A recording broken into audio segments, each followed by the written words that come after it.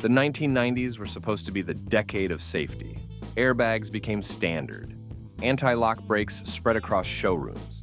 Engineers promised us cars that could save lives. But here's the truth nobody wants to admit. Some American cars from that era were accidents waiting to happen. Today, we're counting down 12 American cars of the 1990s that got people into major accidents. From design flaws that sent vehicles tumbling, to power that overwhelmed inexperienced drivers, to handling so unpredictable, it turned highways into hazard zones. These machines earned their dangerous reputations the hard way.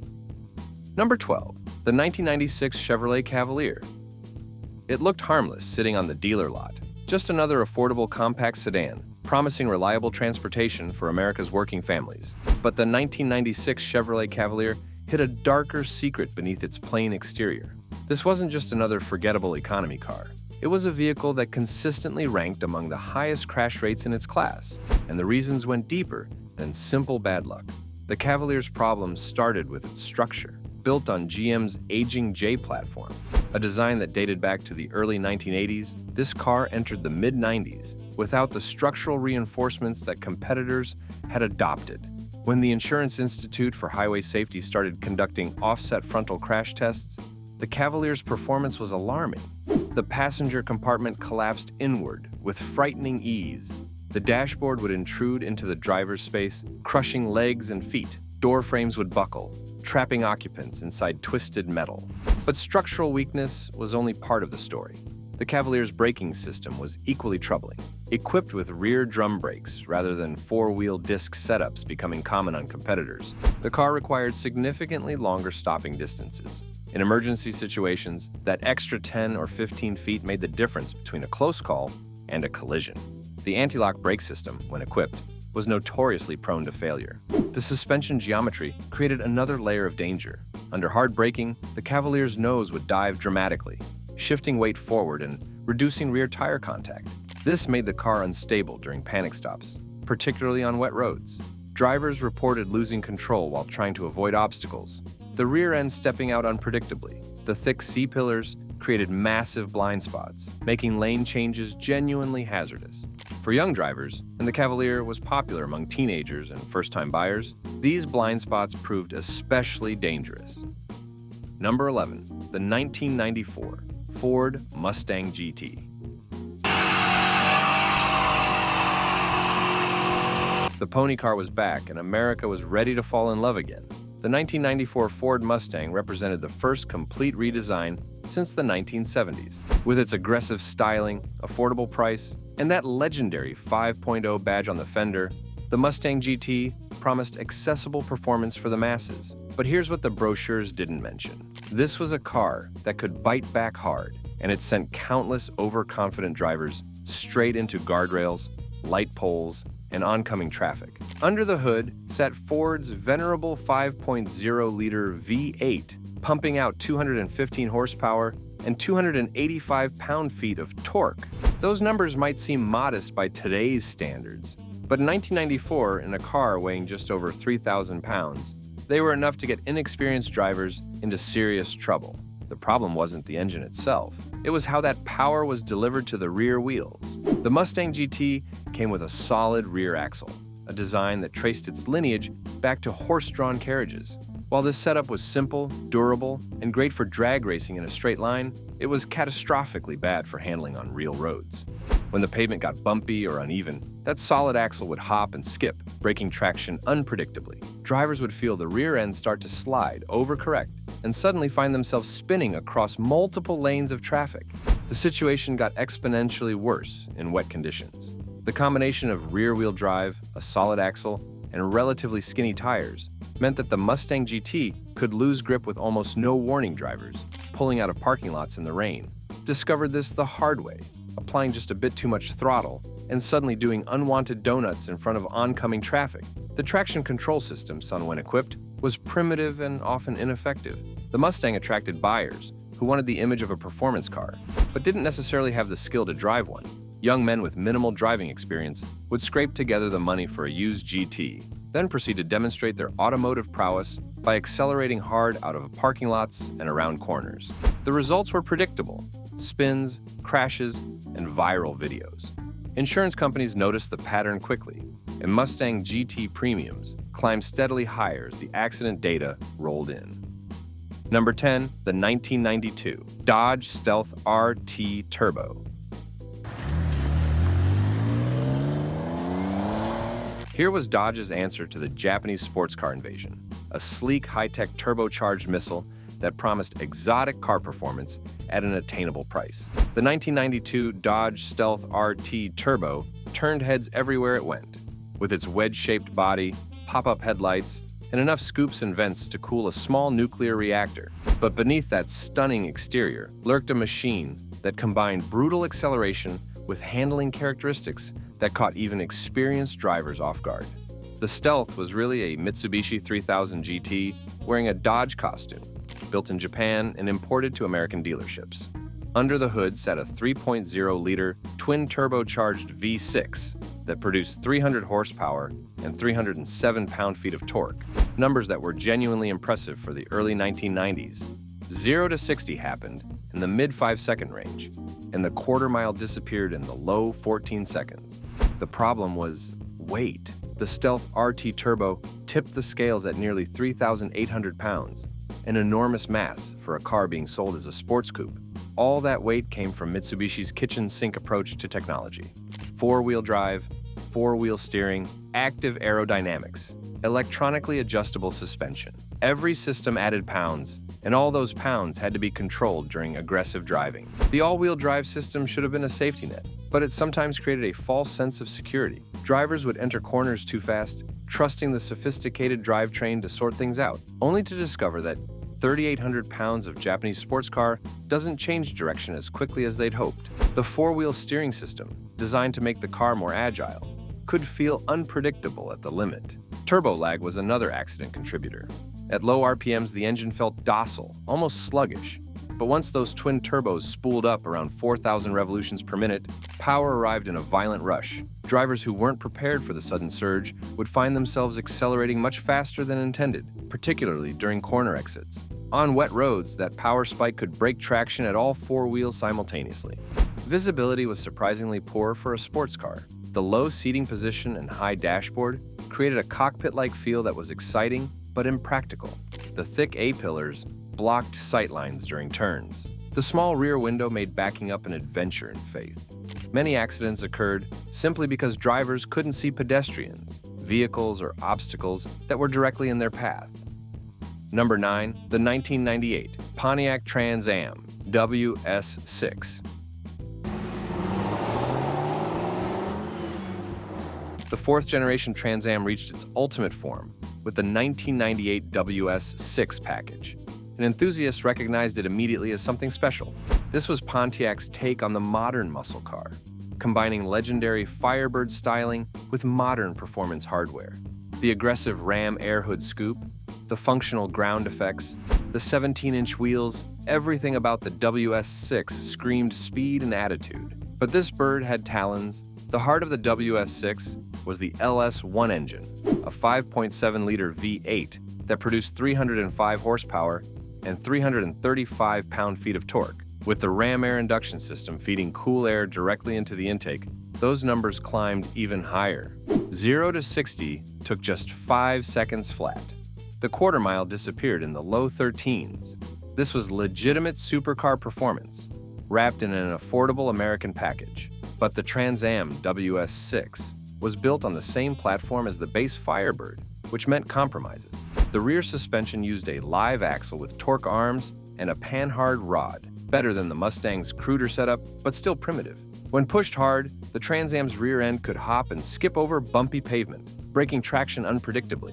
The T-top configuration, popular among Trans Am buyers, created additional problems. Those removable roof panels added weight and reduced structural rigidity.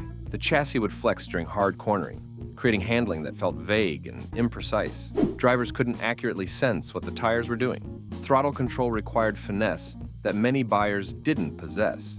The LS1's torque curve was fat and accessible, which meant power was always available. Stab the throttle mid-corner, and the rear tires would break loose instantly, especially on less than perfect pavement. The traction control system was optional, and many performance buyers specifically ordered their cars without it.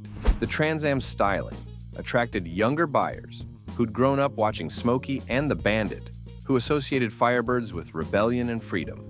Many were purchasing their first genuinely powerful car.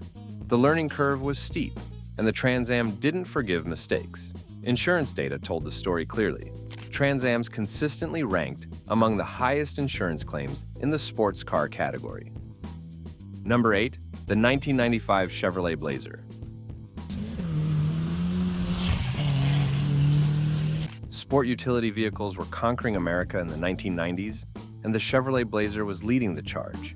This wasn't some car-based crossover with pretensions of off-road capability. The 95 Blazer was a body-on-frame truck with four-wheel drive, legitimate ground clearance, and the ability to venture far beyond paved roads. It represented freedom and adventure to suburban families trading in their minivans for something more rugged. But that truck-based foundation came with serious compromises that would contribute to countless accidents throughout the decade. The fundamental issue was simple physics. The Blazer sat high off the ground with a center of gravity that defied the laws of safe handling. The 4.3-liter V6 engine, mounted up front, added weight precisely where engineers didn't want it. The result was a vehicle that felt tippy and unstable during aggressive maneuvers. Body roll was dramatic in corners, creating a sensation that the Blazer was about to fall over. Rollover accidents plagued the Blazer throughout its production run. The statistics were damning. SUVs in general, and the Blazer specifically, were far more likely to roll over in single-vehicle accidents than passenger cars. The high center of gravity meant that relatively modest cornering forces could lift the inside wheels off the pavement. Once that happened, the outcome was largely predetermined. The Blazer would tip onto its side or roof, often rotating multiple times before coming to rest. The Blazer's popularity with inexperienced drivers made the situation worse. Many buyers were first-time SUV owners, unaccustomed to how differently these vehicles handled compared to sedans. They'd attempt maneuvers that would be routine in a car, swerving to avoid debris, taking highway exit ramps at normal speeds, changing lanes quickly to avoid collisions, and discover that the Blazer couldn't execute these moves safely. The braking system itself was another weak point. Despite four-wheel disc brakes on later models, the Blazer's stopping distances were disappointingly long. The high center of gravity created dramatic nosedive under hard braking, shifting weight forward, and reducing rear tire contact. This made the vehicle harder to control during panic stops. Weather conditions amplified every shortcoming. In rain, snow, or ice, the Blazer's rear-wheel drive-based four-wheel drive system couldn't compensate for its fundamental handling deficiencies. Drivers who assumed four-wheel drive meant four-wheel stop discovered otherwise, often while sliding through intersections or off embankments. Number 7. The 1999 Ford F-150 Super Cab. America's best-selling vehicle was also one of its most accident-prone, a fact that rarely made it into the marketing materials. The 1999 Ford F-150 Super Cab represented peak popularity for the half-ton pickup segment. Comfortable enough for daily driving, capable enough for serious work, and available in configurations ranging from basic fleet spec to leather-lined luxury. But this workhorse had dangerous habits that contributed to thousands of accidents annually. The Super Cab configuration created unique problems. This extended cab design added rear-hinged access doors and additional interior space, but it also stretched the wheelbase and increased overall length. The result was a truck that was difficult to maneuver in tight spaces, with turning circles that required parking lot-size clearances. Drivers consistently misjudged the truck's dimensions, clipping posts, sideswiping vehicles, and backing into obstacles they couldn't see. But the Super Cab's real danger came from how it handled when loaded. The F-150 was rated to carry substantial payload in its bed, and many owners took full advantage. Unfortunately, loading weight in the rear had dramatic effects on handling. The front end would lighten up, reducing steering feel and making the truck vague and wandering at highway speeds. Braking distances increased substantially, often catching drivers by surprise. The rear-wheel drive configuration made things worse in adverse weather. An unloaded F-150 had almost no weight over the rear axle. Where the drive wheels lived in rain, snow, or ice, those rear tires would spin uselessly, providing almost no forward traction. The truck would fishtail and slide, the rear end stepping out unpredictably as drivers tried to maintain control. The 4.6-liter V8, while adequate for most uses, had a power delivery that could surprise inexperienced drivers. Step on the throttle from a stop, particularly on slick surfaces, and the rear wheels would break loose immediately. The truck would lurch sideways, often into adjacent lanes where other vehicles were traveling. Visibility problems plagued all F-150s, but the supercab configuration made them worse. The extended cab created longer side panels, increasing blind spots dramatically. Drivers couldn't see vehicles in adjacent lanes, leading to sideswipe accidents during lane changes. The high beltline and small windows made it difficult to judge distances, particularly when backing up. Number 6. The 1991 Chevrolet Corvette ZR1.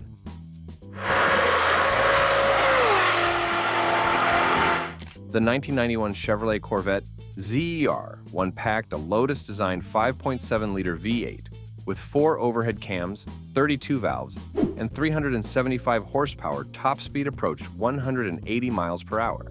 0 to 60 took less than 5 seconds. On paper, the ZR1 was everything enthusiasts had been begging for. In reality, it was a car that exceeded the abilities of many who bought them. The ZR1's power arrived differently than traditional Corvettes.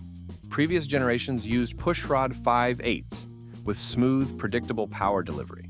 The LT5 engine in the ZR1 felt more like a European exotic, with power building steadily as revs climbed toward the 7,000 RPM redline.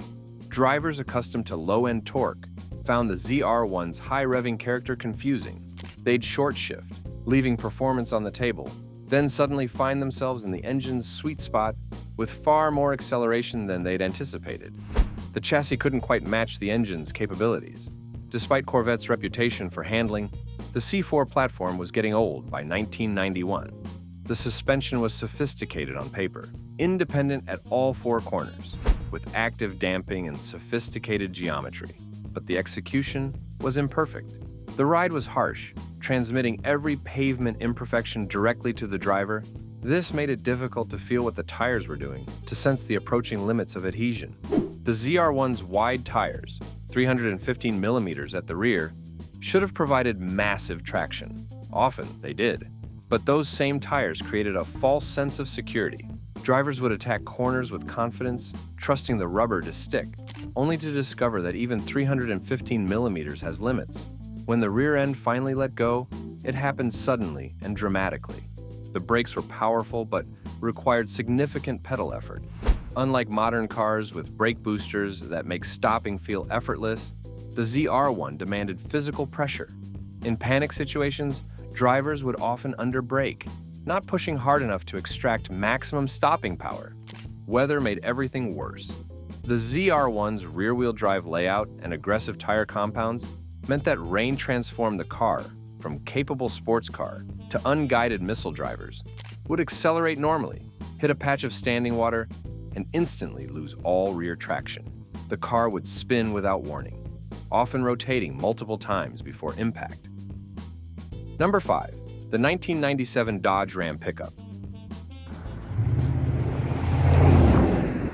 When Dodge introduced the all-new 1994 Ram, its bold styling shocked the industry. The massive chrome grille, the aggressive stance, the big rig-inspired proportions. This was a truck that made a statement just sitting still. By 1997, the Ram had become a sales phenomenon, attracting buyers who wanted maximum visual impact. But those bold looks came with handling characteristics that contributed to accidents nationwide. The Ram's size was genuinely intimidating. This was a big truck, wider and taller than competitors, with a presence that commanded attention on the highway. Unfortunately, many Ram drivers overestimated their ability to control such a large vehicle. The truck's width made lane positioning challenging, especially on narrow city streets or winding rural roads. Drivers would clip curbs, sideswipe vehicles, or drift into adjacent lanes simply because they couldn't accurately judge where the truck's corners were. The suspension setup prioritized ride comfort over handling precision. Dodge wanted the Ram to feel civilized during daily driving, so engineers tuned the suspension soft. This made the truck float and wallow over undulations. reducing driver confidence and making emergency maneuvers unpredictable. Body roll was dramatic in corners. The Ram would lean heavily to the outside, compressing the outer suspension and lifting the inside wheels closer to losing contact with the pavement. Braking performance was adequate for normal driving, but insufficient for emergency situations. The Ram's substantial weight, over 5,000 pounds in typical configurations, required aggressive braking to stop quickly. The four-wheel disc brakes, standard on higher trims, helped but couldn't overcome physics. In panic stops, the Ram needed significantly more distance than most drivers expected. The Ram's demographics skewed toward buyers who valued image over functionality. Many purchasers rarely used their trucks for actual truck work. They were buying a lifestyle statement, a vehicle that projected toughness and capability regardless of actual needs. This meant many Ram owners had limited experience with large vehicles, having traded up from sedans or smaller SUVs. The V8 engines available in the Ram provided substantial power, and many buyers opted for the largest engines available. The 5.9-liter Magnum V8 produced 245 horsepower and 335 pound-feet of torque, more than enough to overwhelm the rear tires in low-traction situations. Drivers would accelerate aggressively from stoplights, particularly in four-wheel drive models, then discover that physics still applied. Number 4. The 1993 Ford Bronco. The 1993 Ford Bronco represented one of the final years for Ford's full-size SUV, an icon that had defined off-road capability for decades. But by the mid-90s, the Bronco's truck-based architecture and compromised on-road dynamics were looking increasingly dated. More importantly, those same characteristics were contributing to a disturbing pattern of accidents that would eventually help kill the model entirely. The Bronco sat on a modified F-150 chassis, sharing its body-on-frame construction and solid rear axle. This gave the Bronco legitimate off-road capability, but compromised on-road handling dramatically. The high center of gravity, necessary for ground clearance, made the Bronco tippy and unstable during aggressive maneuvers. The short wheelbase, especially compared to the stretched Bronco variants, made the truck even more prone to tipping. Rollover accidents plagued the Bronco throughout its production run, but the 1990s saw increasing scrutiny of SUV safety. The Bronco became a poster child for rollover risk, featuring prominently in safety studies and insurance industry reports. The statistics were clear. Broncos rolled over in single-vehicle accidents at rates far exceeding passenger cars. The high center of gravity meant that relatively modest lateral forces could lift wheels off the ground. The Bronco's popularity with younger buyers made the situation worse. These were often first-time SUV owners, people drawn to the Bronco's rugged image and removable top. They'd drive their Broncos like cars, attempting maneuvers that simply weren't safe in a tall, heavy, truck-based vehicle. Highway exit ramps became particularly dangerous.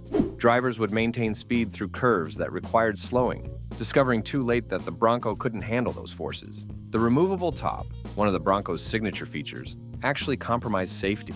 Removing the roof reduced structural rigidity, making the body flex more during cornering. This made handling even less precise and increased rollover risk. In actual rollover accidents, Broncos without their hardtops provided less protection for occupants. Visibility challenges contributed to numerous accidents. The Bronco's short body created substantial blind spots, particularly to the rear and sides. The spare tire, mounted on the rear door, further obscured rearward vision.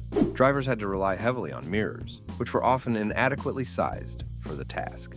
Many accidents occurred during backing maneuvers, lane changes, or merges where drivers simply couldn't see other vehicles or obstacles. By 1996, Ford discontinued the Bronco, replacing it with the four-door Expedition. The official reasons cited changing market demands and product planning. The unspoken truth was that the Bronco's accident record and rollover reputation had become liabilities Ford could no longer ignore. Number 3. The 1998 Chevrolet Camaro Z28. The General's answer to the Mustang was meaner, faster, and far more dangerous in the wrong hands. The 1998 Chevrolet Camaro Z28 represented peak fourth-generation F-body performance, packing the same LS1 V8 as the Corvette into a lighter, more aggressive package. With 305 horsepower and 335 pound-feet of torque on tap, The Z28 could embarrass cars costing twice as much, but that performance came with handling dynamics that caught countless drivers off guard. The Camaro's problems started with visibility, or rather, the complete lack of it. The fourth-generation F-body was styled for maximum visual drama, with a low roofline, high beltline, and tiny windows. The result was a cockpit that felt more like a cave than a driving position. The thick C-pillars created massive blind spots that made lane changes genuinely hazardous. Drivers couldn't see vehicles in adjacent lanes, leading to sideswipe accidents on highways and interstates. The chassis was capable but crude. Like the Trans Am with which it shared platforms, the Camaro used a live rear axle with torque arms. This setup was better than the Mustang's primitive four-link, but still couldn't match the sophistication of independent rear suspensions. When pushed hard over bumpy pavement, the rear axle would hop and skip, breaking traction unpredictably. The LS1's torque delivery made things worse. Unlike older pushrod Phi 8 engines that built power gradually, the LS1 produced substantial torque from low in the rev range. This meant power was always available, always ready to overwhelm the rear tires if the driver made a mistake. Stabbing the throttle mid-corner would break the rear tires loose instantly, particularly on less than perfect pavement or in damp conditions. The Z28 attracted a demographic that insurance companies viewed with alarm: young male drivers with minimal experience but maximum enthusiasm. These buyers wanted the image and performance of a genuine sports car, and the Camaro delivered both at a price point that seemed affordable. What they didn't consider was that 300 horsepower required respect and skill to use safely. Weather conditions amplified every weakness. In rain, the Z28 became genuinely dangerous.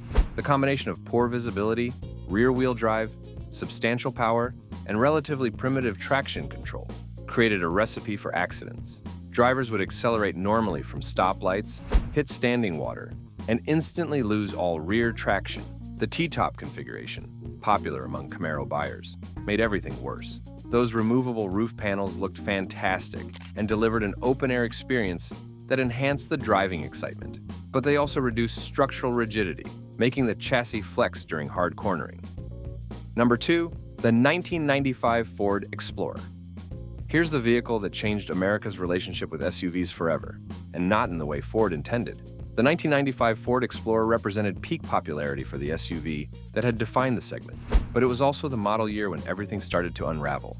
Firestone tire failures, rollover accidents, federal investigations. The Explorer became synonymous with SUV safety concerns.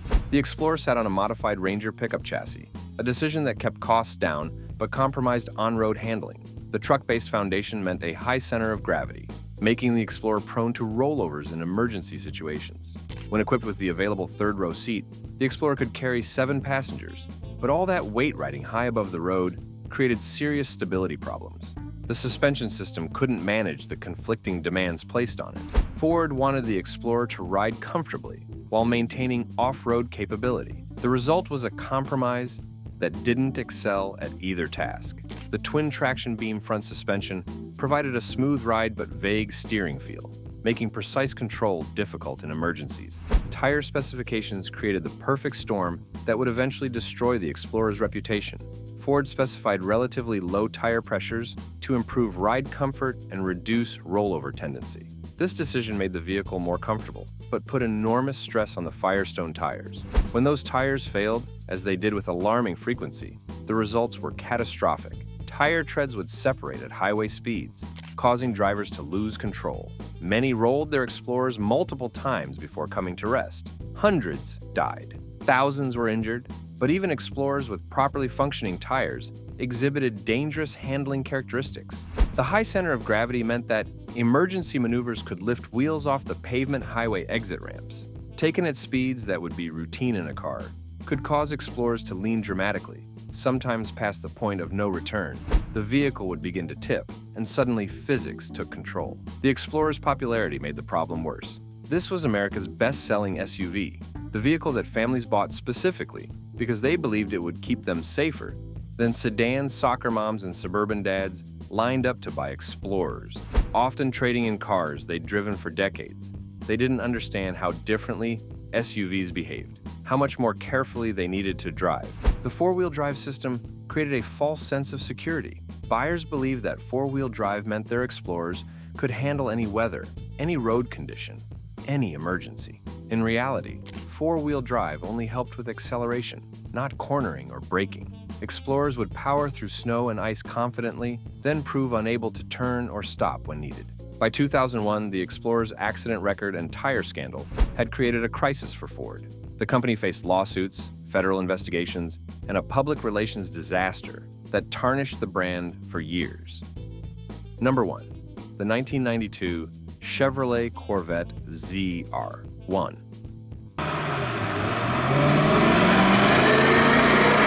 At the top of our countdown sits a car that represented everything right and everything wrong with American performance in the 1990s. The 1992 Chevrolet Corvette ZR1 was America's halo car, the ultimate expression of Corvette engineering.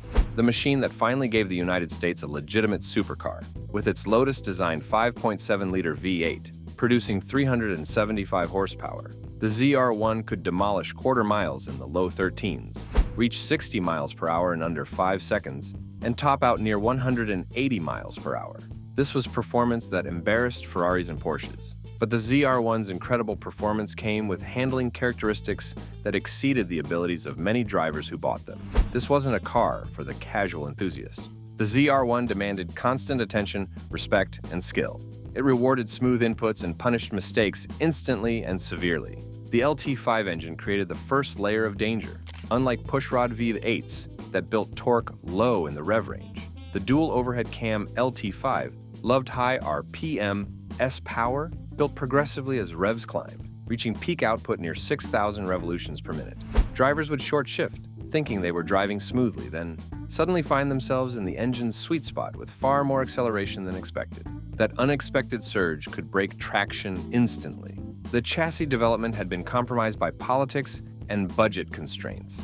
Lotus engineered the LT5, but had limited input on chassis tuning. The suspension was sophisticated, but the execution was imperfect. The ride was harsh, transmitting every bump directly to the driver, making it difficult to sense the approaching limits of adhesion. The tires were massive, 315 millimeters wide at the rear, but even that much rubber had limits. Such wide tires created a false sense of security. Drivers would attack corners with confidence, trusting the grip to hold. When those tires finally let go, they did so suddenly and completely.